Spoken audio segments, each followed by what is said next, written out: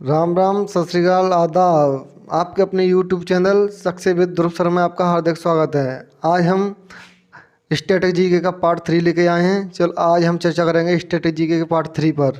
तो दोस्तों चलिए, पहला क्वेश्चन शुरू करने से पहले आपके लिए बहुत मिलेंगे रास्ता भटकाने के लिए, बहुत मिलेंगे रास्ता भटकाने के लिए, संकल्प एक ही काफ़ी है मंजिल पाने के लिए। तो चलो ये दोस्तों शुरू करते हैं अपना पार्ट 3 स्ट्रेटेजी के। क्वेश्चन नंबर पहला आपके सामने, पानीपत का प्रथम युद्ध कब हुआ था? ऑप्शन है आपके सामने 21 अप्रैल 1526, ऑप्शन बी है आपके सामने 23 अप्रैल 1526, ऑप्शन सी 23 मार्च 1526, ऑप्शन डी है 13 मार्च 1526।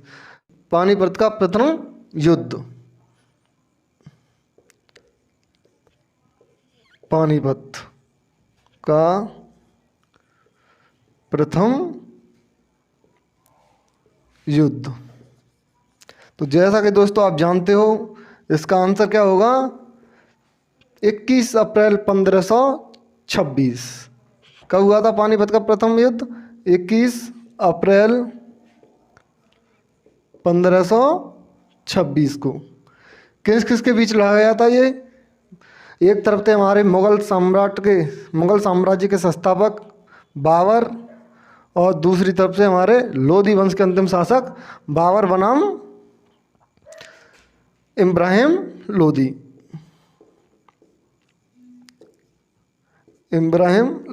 इन दोनों के बीच पानीपत का ये पहला युद्ध लड़ा गया था। और इसमें जीता कौन था? जीत किसकी हुई थी? बाबर की। कौन जीता था? बाबर। हार किसकी हुई थी? इब्राहिम लोधी की। क्लियर दोस्तों? तो थोड़ी बाबर पर चर्चा कर ली जाए। तो बाबर पर हम थोड़ी चर्चा करते हैं। बाबर का जन्म कब हुआ था? बताइए, बाबर का जन्म कब हुआ था? तो बाबर का जन्म हुआ था 14 फरवरी। 14 फरवरी जानते हो क्या होता है? वैलेंटाइन डे वाले दिन 1483 ईस्वी में। कब हुआ था? 14 फरवरी 1483 को बाबर का। होता क्या है कि इनके जन्म के 11 वर्ष बाद इनके पिता का नाम था उमर शेख मिर्ज़ा। क्या नाम था पिता का? नाम पूछा जाए तो पिता का नाम क्या था? उमर शेख मिर्ज़ा। इनकी माता का नाम क्या था? तो माता का नाम था कुतलुग निगार खां। क्या था माता का नाम? कुतलुग निगार खां।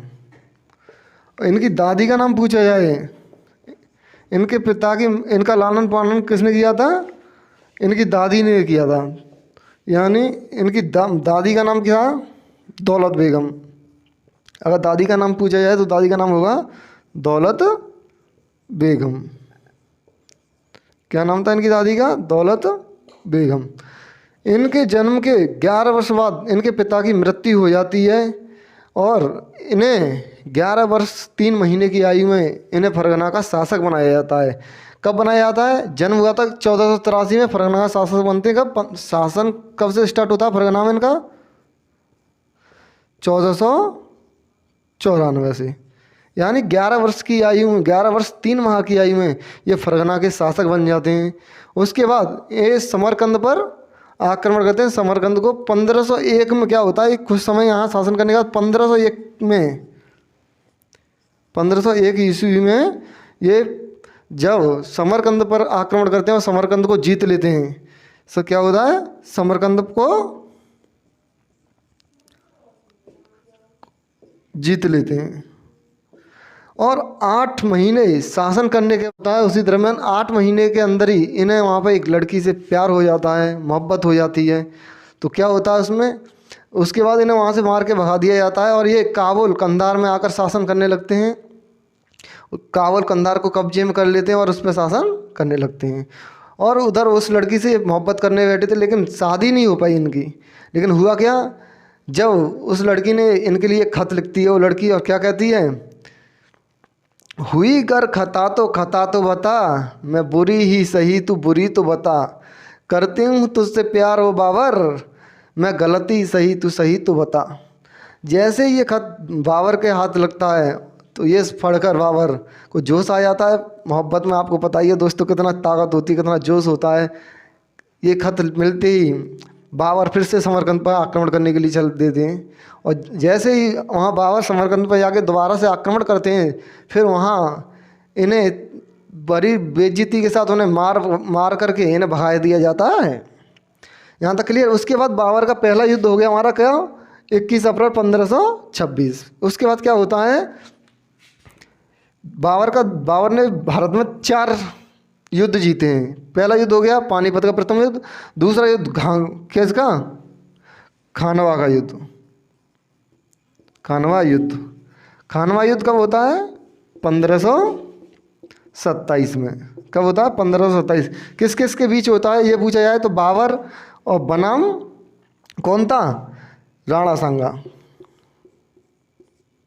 राणा सांगा।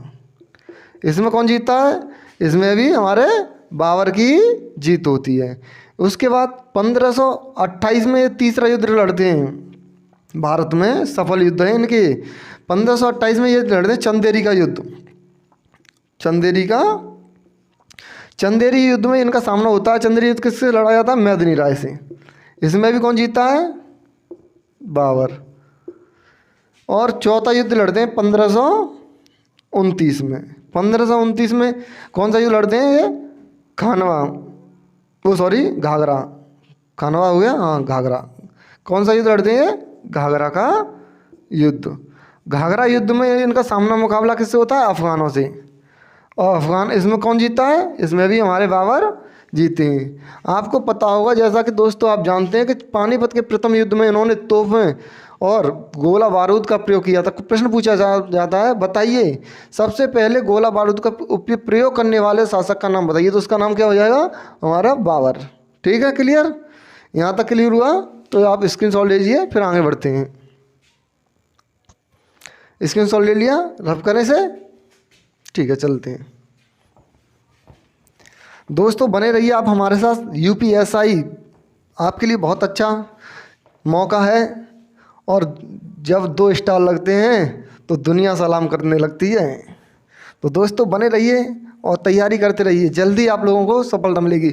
स्टैटिक जीके का जो भी हम कराएंगे पूरा का पूरा पेपर फंसेगा, चिंता ना करें आप लोग, बस लगे रहें हमारे साथ, मेहनत करते रहें।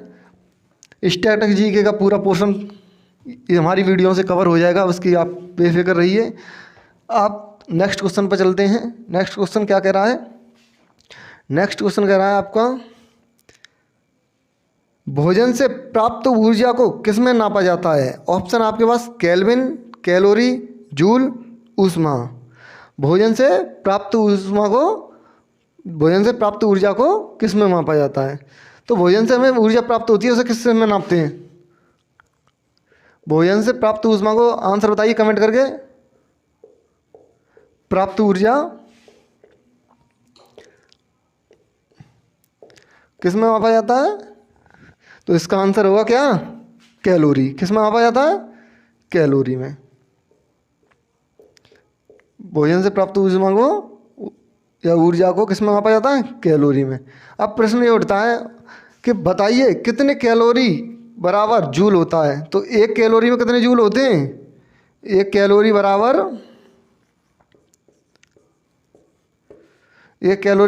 4.18 जूल होता है। कितना होता है, 4.18 जूल। एग्जैक्ट आंसर होता है 4.18 जूल, लेकिन कहीं कहीं किताबों में दिया गया है कितना, 4.2 या 20 जूल। तो आप अगर 4.18 जूल ऑप्शन है तो आप कौन सा ऑप्शन लगाएंगे, 4.18 जूल, ये एग्जैक्ट आंसर है। अगर नहीं है तो आप ऑप्शन हमारा का क्या मिलेगा हमें एग्जाम में, 4.2 जूल या 4.20 जूल। एक ही बात होती है, 4.2 लिख दिया जाए या फिर 4.2 लिख दिया जाए। ठीक। अगला ऑप्शन है हमारा एम्पियर। एम्पियर किसका मात्रक होता है, आप जानते हो एम्पियर में क्या मापा जाता है। तो एम्पियर में विद्युत धारा। क्या मापा जाते हैं एम्पियर में, एम्पियर में क्या मापा, विद्युत धारा। क्लियर दोस्तों। और एक और ऑप्शन हमारा क्या दिया है, अगला ऑप्शन क्या दिया हमारा, जूल। जूल तो मैंने जूल के बारे में आपको बता दिया, कैलोरी का ही छोटा रूप होता है जूल। और एक ऑप्शन है हमारा ऊष्मा। जो हमारा ऊष्मा है, ऊष्मा की इकाई क्या होती है? ऊष्मा की इकाई भी जूल होती है। क्या होती है? जूल। क्लियर दोस्तों? Question clear? भोजन से प्राप्त ऊर्जा को किसमें नापते हैं या मापते हैं? तो उसका आंसर हो जाएगा कैलोरी। क्लियर? चलिए स्क्रीनशॉट लेना चाहो तो स्क्रीनशॉट ले लीजिए, फिर रफ करें। स्क्रीनशॉट ले लिया, रफ करें। चलिए नेक्स्ट क्वेश्चन की तरफ चलते हैं। हमारा नेक्स्ट क्वेश्चन है, अभी आपके सामने होगा, पहले रफ कर लें। तो दोस्तों स्टैटिक जीके और हमारा करंट अफेयर्स के बारे में भी आपको बताया जाएगा थोड़ा। Current affair, static GK, science और हिंदी की क्विज हमारे टेलीग्राम चैनल पर चल रहे हैं। वहाँ हमारे लिंक डिस्क्रिप्शन में लिंक मिलेगा, उस पर जाके जाइए और ज्वाइन कीजिए टेलीग्राम ग्रुप, और वहाँ पे आप क्विज दे सकते हैं जो प्रैक्टिस के लिए आपके होंगे। चलिए नेक्स्ट क्वेश्चन पर चलते हैं। अब नेक्स्ट क्वेश्चन है हमारा, दिल्ली का पुराना नाम बताइए। ऑप्शन आपके सामने, नई दिल्ली, मोती मस्जिद, इंद्रप्रस्थ, औरंगाबाद। नई दिल्ली, मोती मस्जिद, इंद्रप्रस्थ, औरंगाबाद। पुरानी हमारी दिल्ली का नाम बताइए। क्या? दिल्ली का नाम बताइए। पुराना नाम पूछ रहा है दिल्ली। बात करते हैं दिल्ली की। दिल्ली का पुराना नाम हमारा क्या था? इंद्रप्रस्थ। क्या नाम था दिल्ली का हमारा पुराना नाम? इंद्रप्रस्थ। वर्तमान में नाम पूछा जाए तो क्या नाम है वर्तमान में? वर्तमान हमारा नाम है इसका दिल्ली या फिर नई दिल्ली। दिल्ली की अब पूछा जाए भारत की राजधानी कहाँ है? नई दिल्ली। तो वर्तमान नाम नई दिल्ली अलग बन गया है और दिल्ली वहीं पे, दोनों दिल्ली हैं, नई दिल्ली और पुरानी दिल्ली के नाम से जानी जाती हैं। वर्तमान में यही नाम चल रहा है इसका। अब पुराना नाम पूछा जाए तो इंद्रप्रस्थ। और ऑप्शन है हमारा औरंगाबाद। औरंगाबाद जैसा कि आप जानते हो, औरंगाबाद कहाँ पड़ता है दोस्तों? महाराष्ट्र में। कहाँ पड़ता है औरंगाबाद? महाराष्ट्र में। औरंगाबाद कहाँ है? महाराष्ट्र में। और इसमें क्या चीज़ की विशेषता या किस चीज़ लिए फेमस है ये? औरंगाबाद क्यों प्रसिद्ध है? तो ये महाराष्ट्र में पड़ता है। और ये किस लिए फेमस है? क्योंकि यहाँ पे अजंता और एलोरा की गुफाएं पाई जाती हैं। किसकी गुफाएं पाई जाती हैं? अजंता एंड एलोरा। पूछा जाए अजंता और एलोरा की गुफाएं कहाँ पाई जाती हैं? तो ये पाई जाती हैं आपकी कहाँ? औरंगाबाद में। और एक और ऑप्शन क्या दिया था हमारा? मोती मस्जिद। क्या नाम था? अगला ऑप्शन था हमारा मोती मस्जिद। तो मोती मस्जिद को थोड़ी चर्चा कर लेते हैं। तो मोती मस्जिद जो है, जो हमारी कहाँ बनी हुई है? आगरा में स्थित है। मोती मस्जिद कहाँ पर है हमारी? आगरा में। और आगरा में कहाँ पर है? तो ये आगरा में हमारे लाल किले में। कहाँ पर है? लाल किले में। ये इसका निर्माण किसने कराया था? शाहजहाँ ने। मोती मस्जिद कहाँ है? लाल किले। इसका निर्माण कब किसने कराया था? शाहजहाँ। लगभग 1644 से लेके 1644 से 1653 में ये बनकर तैयार हुई थी। कहाँ इस पर इसका निर्माण आरंभ हुआ था 1644 में, और ये बनकर कब तैयार हुई थी? 1653 में। कौन सी? मोती मस्जिद। क्लियर हुआ दोस्तों? नेक्स्ट क्वेश्चन पर चलें। इसका स्क्रीनशॉट लेना चाहो तो इसका स्क्रीनशॉट ले लीजिए, फिर हम नेक्स्ट क्वेश्चन पर चलते हैं। चलिए दोस्तों स्क्रीनशॉट ले लिया, रफ किया जाए इसे, फिर नेक्स्ट क्वेश्चन पर हम बात करेंगे। नेक्स्ट क्वेश्चन है हमारा, कुतुब मीनार का अन्य नाम बताइए। चलिए तो अब तक कमेंट करके बताइए। आपके सामने स्क्रीन पर क्वेश्चन है, कुतुब मीनार का अन्य नाम क्या है? हमारी वीडियो पसंद आए तो लाइक करें, कमेंट करके बताएं कि आपको डीपली अच्छा लग रहा है या फिर क्वेश्चन प्रैक्टिस के लिए कराए जाएँ। आप लोग हमें कमेंट में बताते रहें, जिससे आप लोगों को सोचा अनुसार हम आपको अच्छे से कॉन्सेप्ट दे सकें। अच्छा कॉन्सेप्ट मिले आपको, जिससे आपको इंटरेस्ट आने लगे। चलिए दोस्तों नेक्स्ट क्वेश्चन है हमारे सामने, कुतुब मीनार का अन्य नाम बताइए। ऑप्शन आपके सामने, विष्णुगुप्त, लोह स्तंभ, विजय स्तंभ। तो बताइए दोस्तों कुतुब मीनार का अन्य नाम क्या है? कुतुब मीनार का अन्य नाम क्या था? कुतुब मीनार का अन्य नाम है विष्णु स्तंभ। क्या नाम है? विष्णु स्तंभ। ये कहाँ पर है? नई दिल्ली में या दिल्ली में। कहाँ पर बनी हुई है हमारी कुतुब मीनार? दिल्ली में। ये क्या है, पुराना नाम या अन्य नाम भी कह सकते हैं। उसका हमारा ऑप्शन दिया गया है लोह स्तंभ। जो लोह स्तंभ है ये बहुत ही आधुनिक ऐसी तरीके से बनाया गया है कि इसमें आज तक जंग नहीं लगी। किसमें? लोह स्तंभ में। लोह स्तंभ कहाँ पर बना है हमारा? ये हमारा भी कुतुब मीनार के पास है। कहाँ पर? ये कुतुब मीनार के पास बना हुआ है। और कहाँ पर? ये दिल्ली में। कहाँ पर? कुतुब मीनार के पास है ये, कुतुब मीनार में ही स्थित है ये। और एक और स्तंभ है आपका विजय स्तंभ। क्या बताया? विजय स्तंभ। विजय स्तंभ बनाया है चित्तौड़ में। चित्तौड़ के साथ जब विजय प्राप्त करके वापस लौट रहे थे तो उन्होंने विजय स्तंभ का निर्माण कराया अपनी जीत की खुशी में। ये कहाँ पर है? चित्तौड़ में। पूछा जाए विजय स्तंभ कहाँ बना हुआ है तो ये है हमारा चित्तौड़। क्लियर? लोह स्तंभ कुतुब मीनार में बना हुआ है। कुतुब मीनार का अन्य नाम क्या है? विष्णु स्तंभ। और विजय स्तंभ कहाँ कहाँ बना हुआ है? चित्तौड़ में। क्लियर? चलिए नेक्स्ट क्वेश्चन पर चलें। स्क्रीनशॉट लेना चाहो तो स्क्रीनशॉट ले लीजिए। नेक्स्ट क्वेश्चन चलते हैं फिर।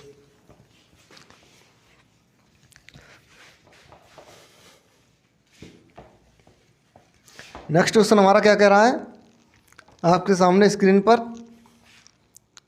नेक्स्ट क्वेश्चन कह रहा है हमारा, मनिहाराओं का राजकुमार किसे कहा जाता है? क्वेश्चन आपके सामने स्क्रीन पर दिखती, कमेंट करके आंसर बताइए। तब तक हम रफ्तार करते हैं। मनिहाराओं का राजकुमार ऑप्शन है हमारे पास मोहम्मद बिन तुगलक, इब्राहिम लोदी, बाबर और अकबर। मोहम्मद बिन तुगलक, इब्राहिम लोदी, बाबर और अकबर। क्या? मनिहारों का राजकुमार।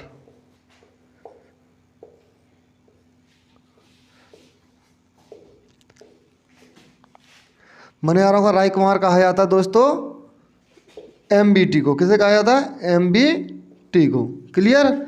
इसके बाद हमारा ऑप्शन दिया है बाबर। तो बाबर के पे हम थोड़ी बात कर लें। बाबर का भी हमने बात की ही हुई है, बस आप नाम की बात करेंगे। तो बाबर का नाम रखा था जहीरुद्दीन मोहम्मद बाबर। क्या नाम था? जहीरुद्दीन।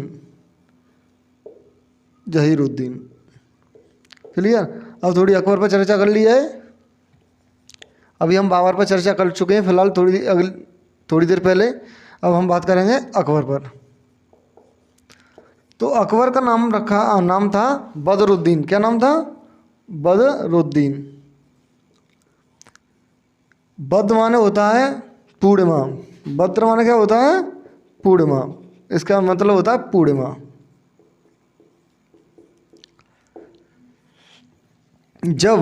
और अकबर का एक और अन्य नाम क्या था? बचपन का नाम या अन्य नाम अकबर को किस नाम से जानते हैं? जलालुद्दीन मोहम्मद अकबर। जलालुद्दीन मोहम्मद अकबर।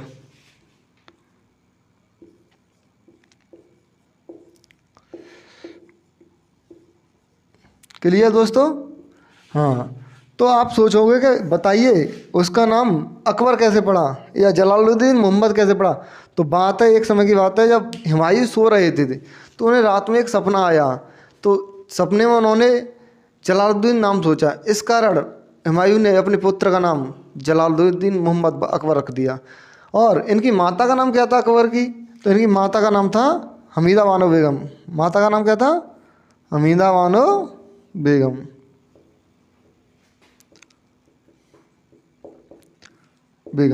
इनके पिता का नाम में अकबर जुड़ा हुआ था, तो उस नाम से उठाकर भी इन्होंने अकबर नाम रख दिया। क्लियर दोस्तों? अगला ऑप्शन क्या दिया हमारा? क्लियर हो गया? हमारे ऑप्शन क्लियर हो गए? ठीक है, रब किया जाए।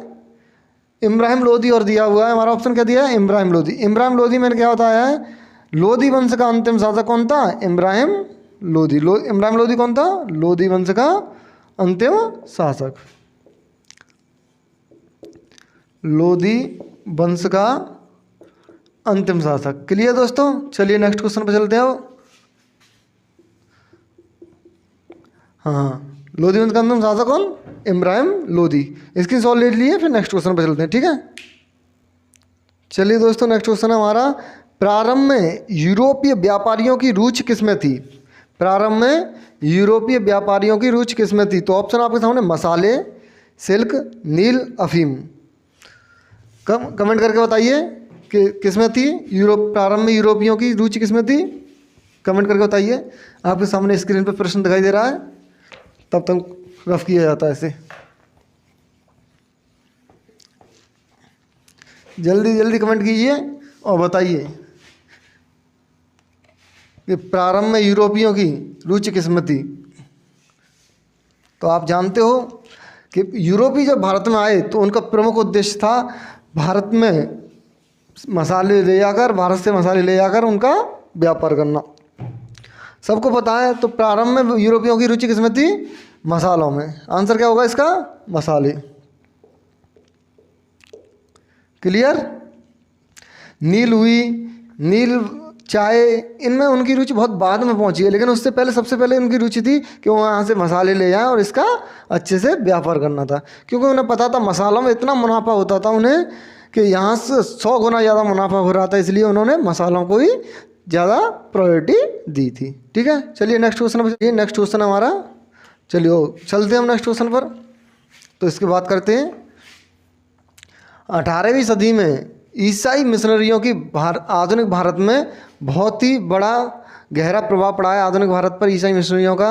और सीरिया के ईसाई मिशनरियों का भारत में होना इस बात का घोतक है कि भारत में ईसाई मिशनरी की ब्रिटेन की बजाय या यूरोप की बजाय पहले कहाँ से आए थे? सीरिया से आए थे।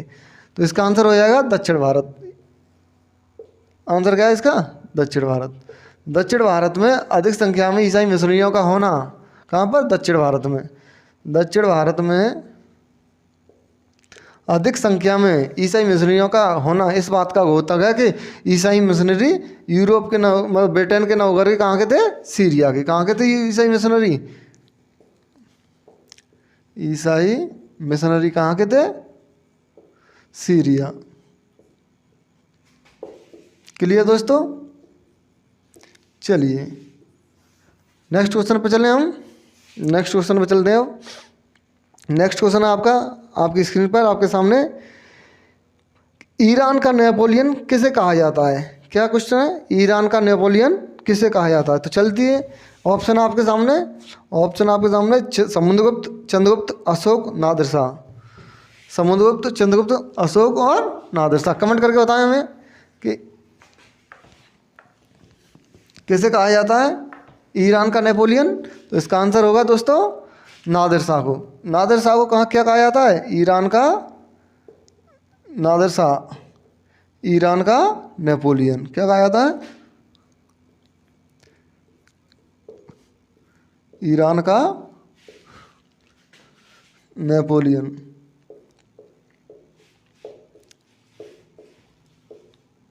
क्लियर दोस्तों? अगर पूछा जाए भारत का नेपोलियन किसे कहा जाता है, तो भारत का नेपोलियन कहा जाता है समुद्रगुप्त को। भारत का नेपोलियन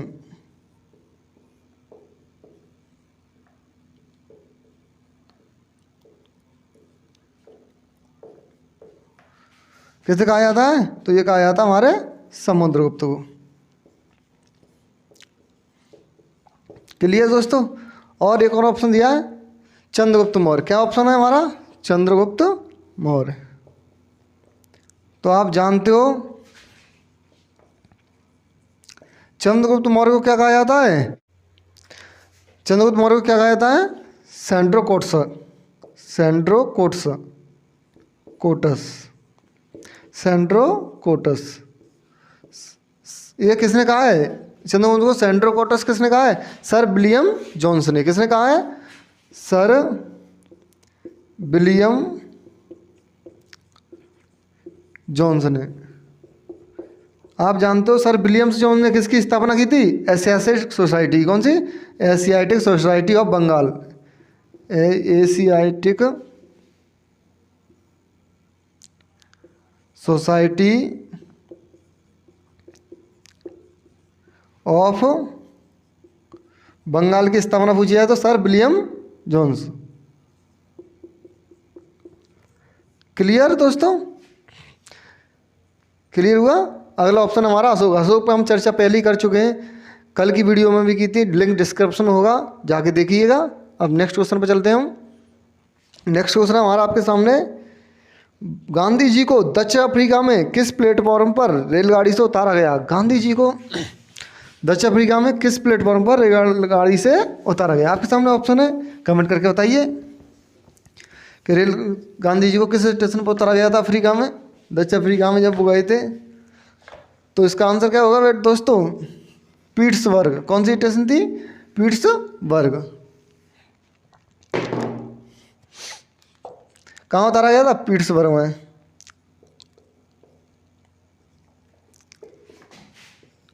क्लियर? और इसमें और कैप्टाउन और ऑप्शन में दिया है। कैप्टाउन क्या है भाई?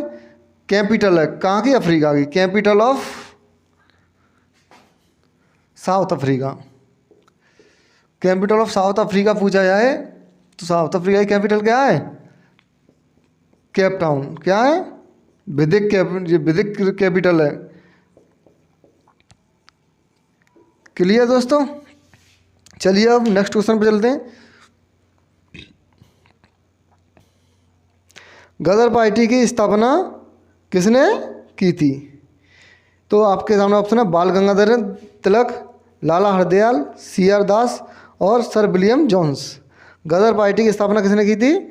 बाल गंगाधर तिलक, लाला हरदयाल, CR दास और सर विलियम जोन्स। 4 ऑप्शन है आपके सामने। तो आपको पता है कि गदर पार्टी की स्थापना किसने की थी?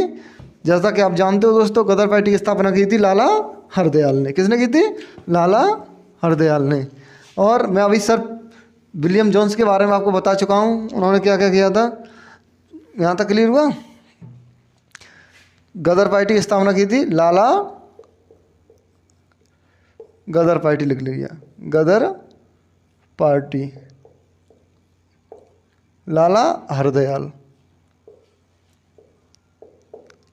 दिखाई नहीं दे रहा क्या दोस्तों? तो चलिए हम यहाँ लिख देते हैं, गदर लाला हरदयाल ने क्या किया था? गदर पार्टी की स्थापना। कौन सी पार्टी थी? गदर पार्टी। क्लियर? और ऑप्शन हमारा क्या दिया है दोस्तों? और ऑप्शन में हमें दिया गया है बाल गंगाधर तिलक। क्या ऑप्शन हमारा? बाल गंगाधर तिलक। तो बाल गंगाधर तिलक थे, ये हमारे किसके सदस्य थे? ये हमारे नेशनल कांग्रेस के सदस्य रहे हैं। किसके सदस्य थे? नेशनल कांग्रेस के सदस्य थे। और हम अब सर विलियम जोन्स से बात कर चुके हैं। अब लास्ट ऑप्शन हमारे पास बचा है CR दास। कौन? CR दास। तो आप जानते हैं दोस्तों, ये एक लॉयर हुआ करते थे। CR दास कौन थे? लॉयर, जो मोतीलाल नेहरू जी के साथ काम करते थे और उनके साथ मिलकर के इन्होंने एक स्वराज पार्टी बनाई थी। वो कब बनाई थी? जब चोरी चोरा कांड हुआ था। तो जिसके चोरी चोरा कांड होने के बाद जब महात्मा गांधी ने असहयोग आंदोलन वापस ले लिया था, तो इससे दुखी होकर मोतीलाल नेहरू और CR दास दोनों ने मिलकर एक गदर, कौन सी पार्टी की? स्वराज पार्टी की स्थापना की थी। कब की थी? 1 जनवरी 1923 को। कौन सी पार्टी? स्वराज पार्टी। और इसके अध्यक्ष कौन थे? CR दास थे और सचिव मोतीलाल नेहरू थे। CR दास स्वराज पार्टी की स्थापना की थी इन्होंने। और ये इसके कौन थे? CR दास कौन बने थे इसके? स्वराज पार्टी के अध्यक्ष पूछा जाए, अध्यक्ष, तो अध्यक्ष कौन बना था? CR दास। ठीक है। अगर गदर पार्टी के उपाध्यक्ष, वो सचिव पूछे जाए, सचिव या उपाध्यक्ष, तो इसके सचिव थे हमारे मोतीलाल नेहरू। कौन थे? मोतीलाल नेहरू। क्लियर दोस्तों? क्लियर हुआ दोस्तों? स्क्रीनशॉट ले लीजिए। और हम आगे, आप लोग ऐसी मेहनत से पढ़ते रहिए। UPSI के जो एग्ज़ाम डेट आ चुकी है 20 अक्टूबर से और 14 नवंबर तक एग्ज़ाम डेट है। तो आप पढ़ते रहिए, मेहनत करते रहिए और लगे रहिए हमारे साथ, और जिससे आप लोगों को जल्दी से जल्द सफलता मिल सके। हम आपके साथ हैं। तो दोस्तों, अगर आपको वीडियो पसंद आए हो तो लाइक करें, कमेंट करें, शेयर करें। थैंक यू सो मच दोस्तों।